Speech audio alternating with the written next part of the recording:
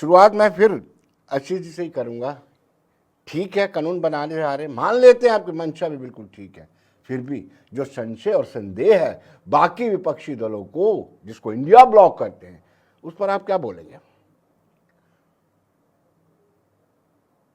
आदरणीय को, पैनलिस्ट को और चैनल के सभी प्यारे प्यारे दर्शकों को भारतीय जनता पार्टी की तरफ से मेरे यानी डॉक्टर आशीष का प्यार भरा नमस्कार।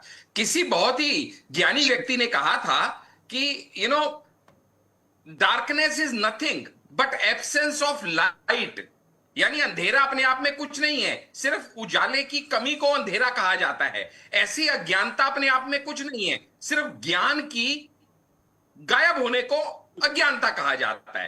तो डाउट का अपना कोई अस्तित्व नहीं है, नॉलेज नहीं होगी तो डाउट होगा। आज हम उसी के ऊपर बात करते हैं।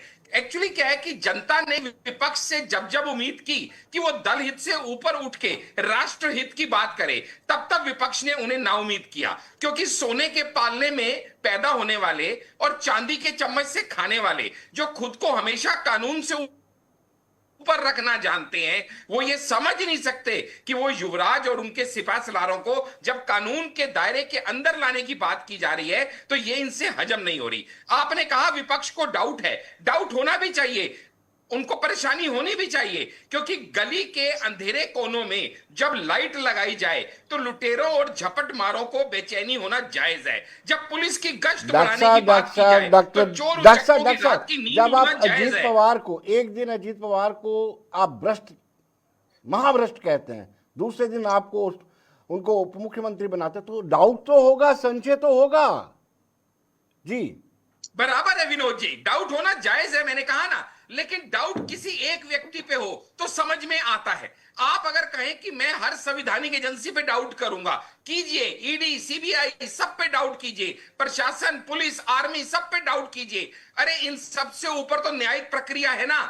आप किसी के ऊपर कोई इल्जाम लगाएं और उसको गद्दी से उतार दें, ऐसा नैरेटिव सेट करने का प्रयास किया जा रहा है, लेकिन उसको गद्दी से उतारेगा कौन? उसको दोषी या निर्दोष कौन कहेगा? उसको बेल या ना बेल कौन कहेगा? वो कहेगी हमारी न्यायिक प्रक्रिया। आप और किसी पे इतबार मत कीजिए, कम से कम न्यायिक प्रक्रिया पे तो इतबार कीजिए।